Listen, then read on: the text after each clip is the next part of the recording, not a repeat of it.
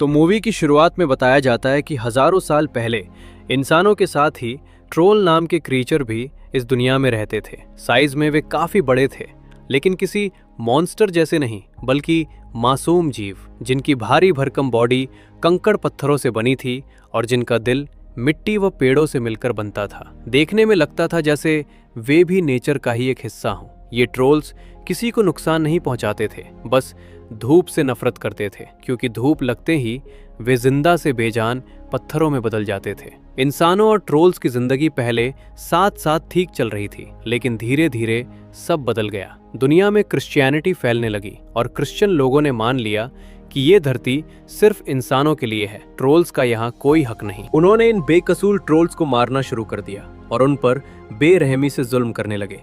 वे trolls को जबरदस्ती धूप में घसीट कर लाते थे ताकि वे पत्थर बनकर मर जाएं। होली वाटर, होली बेल जैसी चीजें ट्रोल्स को काफी नुकसान पहुंचाती थीं, उन्हें कमजोर कर देती थीं और क्रिश्चियन इसी का फायदा उठाकर उन्हें मार डालते थे। यही हमें पता चलता है कि नोरा, जो मूवी की मेन कैरेक्टर है, उसके डैड उसे बचपन में यही कहानियां सुनाया करते थे। वे हमेशा उसे बताते थे कि उन्हें दुख है कि इंसानों ने बेचारे ट्रोल्स की मदद करने के बजाय उन्हें मारना शुरू कर दिया। इसी दौरान नोरा अपने डैड से वादा करती है कि अगर दुनिया में अभी भी अच्छे ट्रोल्स मौजूद हुए तो वो उनकी मदद जरूर करेगी। इसके बाद सीन बदलकर बड़ी हुई नोरा दिखाई जाती हैं। पता चलता है कि उसके डैड एक हादसे में मारे गए थे और उसी गम में वो लोगों से दूर जंगल में रहकर ट्रोल्स पर रिसर्च कर रही है। कुछ साल पहले उसका ट्रोल से सामना भी हो चुका है, जिससे उसके सारे कंफ्यूजन दूर हो गए और अब वो पहले से कहीं बेहतर तरीके से रिसर्च कर पा रही है। एक दिन उसके घर अचानक एक अनजान आदमी घुस आता है। नोरा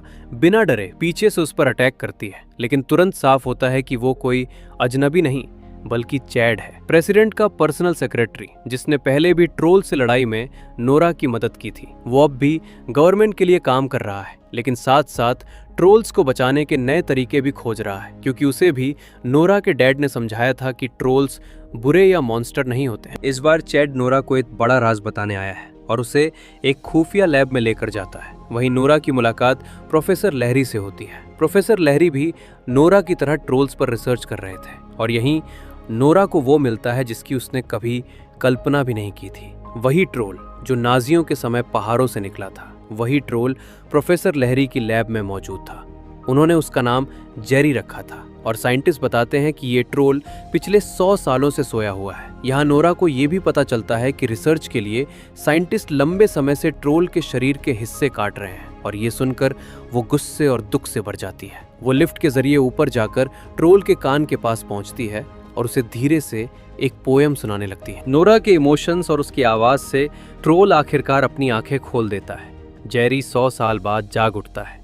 खुद को बंधा देखकर वो पागल हो जाता है और गुस्से में पूरी लैब तोड़ने लगता है। उसने नोरा की लिफ्ट भी दूर फेंक दी, लेकिन बेल्ट की वजह से नोरा बच जाती है। इसके बाद जेरी अपने बंधन तोड़कर लैब से बाहर निकल जाता है और बाहर आते ही तबाही मचानी शुरू कर देता है। उसे फर्क नहीं पड़ रहा कि उसके पैरों के नीचे इंसान आ रहे हैं, घर आ रहे हैं या गाड़ी। वो हर चीज को कुचलते हुए आगे बढ़ता जाता है। एक सीन में दिखता है कि कई बच्चे पार्टी कर रहे होते हैं। तभी अचानक ट्रोल वहां पहुंचकर घर की छत तोड़ देता है और बच्चों को निकाल कर खाने लगता है। साफ हो जाता है कि ये ट्रोल पुराने ट्रोल्स की तरह अच्छा नहीं है। ये बात नोरा और उसकी टीम को भी समझ आ जाती है और वे उसे रोकने का फैसला करते हैं। नोरा की टीम की मीटिंग प्रेसिडेंट के साथ होती है। प्रेसिडेंट चाहते हैं कि ट्रोल को मार दिया जाए, लेकिन नोरा और चैड ऐसा नहीं चाहते। वे मिशन के लिए तैयार तो होते हैं, पर चुपके से योजना बनाते हैं कि किसी भी हाल में ट्रोल को बचाना है। अगले सीन में क्रिस नाम का कैप्टन दिखता है, जो इस मिशन में उनके साथ रहेगा। क्रिस और उसकी टीम यूवी लाइट से लैस बड़े हेलीकॉप्टर्स तैयार करते हैं। प्लान है कि रात में ट्रोल को यूवी लाइट से पत्थर बना दिया जाए। रात को जेरी नाम का ट्रोल अब भी लोगों को पकड़ कर खा रहा होता है। तभी क्रिस और उसकी टीम हेलीकॉप्टर लेकर उसके करीब पहुंचते हैं। वे यूवी लाइट से उसे कमजोर करने की कोशिश करते हैं, लेकिन उसे पत्थर में नहीं बदल पाते। इस पर गुस्से में ट्रोल जमीन से बिजली का टावर उखाड़कर सीधे उन पर फेंक देता है। इस दौरान क्रिश के दोस्त का हेलीकॉप्टर तबाह हो जाता है और उसका दोस्त मारा जाता है। इस मौत को देखकर क्रिश गुस्से से भर जाता है और बदला लेने के लिए ट्रोल को मारने की ठान लेता है। लेकिन पीछे बैठी नोरा उसे समझाती है कि इंसानों ने ही इन ट्रोल्स को मॉन्स्टर जैसा बना दिया है। तब बाकी लोग पूछते हैं कि आखिर इसका करेंगे क्या। ये तो लगातार तबाही मचा रहा है। नोरा कहती है कि उसके पास एक आइडिया है और सबको एक बड़े गुफा जैसे गार में ले जाती है। यहाँ पता चलता है कि जेरी के अलावा धरती पर एक और ट्रोल भी था और ये वाला ट्रोल पहले वाले की तरह खतरनाक नहीं बल्कि काफी अच्छा था। कई साल पहले नोरा उसे देख चुकी थी और अक्सर उसके पास आती जाती रहती थी, इसलिए वो ट्रोल उसका दोस्त बन गया था। अब जेरी को रोकने के लिए नोरा उसकी मदद लेना चाहती है। फिर नोरा बताती है कि इंसानों ने ट्रोल्स को इन्हीं पहाड़ों और गुफाओं में मार डाला था और उस वक्त सिर्फ ये छोटा बच्चा बजट साचा था जो हजारों साल में बड़ा होकर आज इतना विशाल बन गया है। नोरा ने उसका नाम नेचर रखा था। नोरा और चैड दोनों नेचर से प्यार और भरोसे की बातें करते हुए उससे मदद की गुहार लगाते हैं। नेचर नोरा की बात मानकर जेरी से मिलने निकल पड़ता है, लेकिन जेरी की नफरत इतनी गहरी हो चुकी है कि अब वो किसी की भी बात सुनने को तैयार नहीं। जेरी जोर से पैर पटकता है जिससे नेचर के नीचे की बर्फ टूट जाती है और नेचर पानी में गिरकर डूब जाता है। ये देखकर नोरा का दिल टूट जाता है क्योंकि उसे लगता है कि नेचर पानी में डूबकर मर गया। उधर जेरी ट्रोल आगे बढ़ना शुरू कर देता है और नोरा को पता चलता है कि वो ट्रॉन्डहाइम की ओर जा रहा है जहां कभी सेंट उल्फ रहा करता था। नोरा, चैड और उनकी टीम भी तुरंत ट्रॉन्डहाइम की तरफ बढ़ते हैं। सभी जानते थे कि इसी चर्च के अंदर सेंट उल्फ की कब्र है, लेकिन पहले उसे कोई ढूंढ नहीं पाया था। यहाँ नोरा और चैड उल्फ की पेंटिंग में 3 खास निशान नोटिस करते हैं जो असल में दरवाजा खोलने की चाबियां थे। वे उन निशानों में 3 डंडे डालकर दीवार को घुमा देते हैं। दीवार खुलने पर उन्हें आखिरकार सेंट उल्फ का कंकाल मिलता है जो अपनी ही चांदी की तलवार पकड़े लेटा हुआ था। सेंट उल्फ के कपड़ों के बीच उन्हें एक अधूरा लेटर मिलता है। इसका बाकी हिस्सा उसी लैब में था जहां साइंटिस्ट ने जेरी को कैद किया था। दोनों लेटर की तस्वीरें मिलाकर वे एक बड़ी सच्चाई जान लेते हैं जो सदियों से माना जाता था कि सेंट उल्फ ने ही ट्रोल्स को मरवाया था। वो बिल्कुल गलत था। असल में उल्फ ने कभी ट्रोल्स को मारने का आदेश दिया ही नहीं था। वो तो सिर्फ उन्हें दुनिया के दूसरी तरफ शिफ्ट करना चाहता था ताकि इंसान और ट्रोल्स एक दूसरे को परेशान न करें। लेकिन चर्च ने उसके आदेश का पालन नहीं किया। चर्च ने अपनी मर्जी से सभी ट्रोल्स को बेरहमी से मार डाला और फिर इस अपराध का पूरा इल्जाम उल्फ पर ही लगा दिया। सच्चाई छुपाने के लिए उन्होंने उल्फ को भी मरवा दिया और उसकी ग्रेव को गुप्त कर दिया। नोरा समझ जाती है कि जेरी अपने सभी साथी ट्रोल्स का बदला लेने के लिए ट्रॉन्डहाइम जा रहा है। अब उसे रोकना जरूरी है। नोरा के डैड के रिसर्च से पता चलता है कि ट्रोल को कमजोर करने का एकमात्र तरीका होली वाटर है। इसी चर्च के नीचे होली वाटर की एक बड़ी झील मौजूद थी। नोरा, चैड और टीम मिलकर लोगों व मिलिट्री की मदद से होली वाटर से बने कई वेपन्स तैयार करते हैं। रात में जैसे ही जेरी शहर में आता है वे पहले चर्च की घंटी बजाकर उसे कमजोर करते हैं। होली वाटर वाले कई बॉल्स जेरी पर फेंके जाते हैं लेकिन उनसे उस पर कोई असर नहीं होता। उल्टा वो और ज्यादा गुस्से में आकर आसपास के घरों में और तबाही मचाने लगता है। इसी बीच जब हालात नोरा के हाथ से निकलने ही वाले होते हैं तभी पानी में डूबा हुआ नेचर वापस लौट आता है जिसे देखकर नोरा बेहद खुश हो जाती है।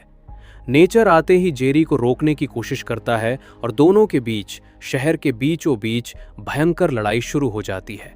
इसी दौरान नोरा की टीम उसे बताती है कि जेरी को हराने का तरीका उसके शरीर पर हमला करना नहीं बल्कि उसके दिल तक होली वाटर पहुंचाना है, वरना वो पूरी शहर को तबाह कर देगा। लेकिन ये करना बेहद मुश्किल था और उनके पास सिर्फ एक आखिरी वाटर बम बचा था। लड़ाई की वजह से ट्रोल लगातार हिल रहा था, इसलिए उसके मुंह के अंदर सीधे बम फेंकना लगभग नामुमकिन था। स्थिति देखते हुए चैड अपनी कुर्बानी देने का फैसला करता है। वो क्रिस से कहता है कि जैसे ही मौका मिलेगा वो खुद होली वाटर लेकर जेरी के मुंह में कूद जाएगा। सभी उसके इस फैसले से परेशान होते हैं लेकिन मानव जाति को बचाने का यही एकमात्र रास्ता बचा था। चैड और क्रिस होली वाटर बम लेकर जेरी के मुंह तक पहुंचते हैं। वे उसे अंदर फेंकने की कोशिश करते हैं लेकिन पहली कोशिश नाकाम रहती है। इसके बाद चैड अपनी वाइफ को कॉल करता है, अंतिम गुड बाय कहता है और बताता है कि उनके बेबी को कहना डैड उससे बहुत प्यार करते थे। उसकी वाइफ उस समय प्रेग्नेंट होती है। ये कहकर चैड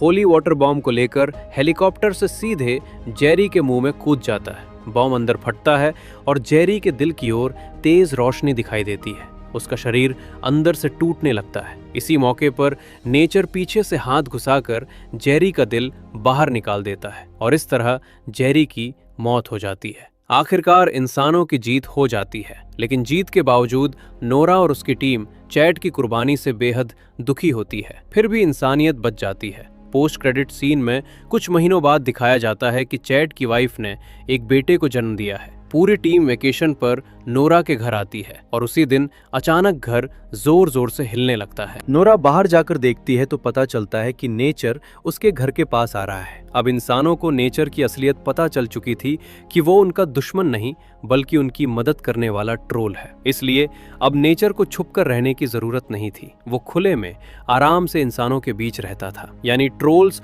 और इंसानों के बीच दोबारा दोस्ती हो चुकी थी। लेकिन ये दोस्ती कब तक चलेगी कोई नहीं जानता, क्योंकि इसी के साथ दिखता है कि एक प्रोफेसर ने एक छोटे ट्रोल को अभी भी अपने खुफिया लैब में कैद किया हुआ है, जो धीरे धीरे बड़ा हो रहा है। उसके साथ वे क्या करने वाले हैं इसका किसी को अंदाजा नहीं। और इसी छोटे ट्रोल को दिखाते हुए कहानी यहीं खत्म होती है।